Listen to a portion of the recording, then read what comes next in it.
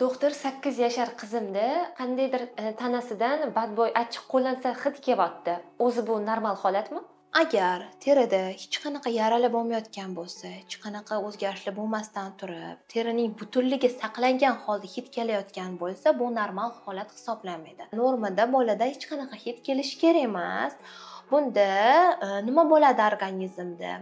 Jigarda transport almashinuvini buzilishi natijasida ammiak miqdori ortadi va natijada boladan sassiq piyoz hidi kelishni boshlaydi. Buni asosiy sababi defitsitlar va undan tashqari ichaklar mikroflorasining buzilishi hisoblanadi. Buni oldini olish uchun albatta pediatrga farzandingizni olib borib, unda nima jarayon kechyapti, bir qancha analiz tahlillari asosida yetishmayotgan vitamin o'rnini to'plaganimizdan keyin bu muammo bartaraf bo'ladi.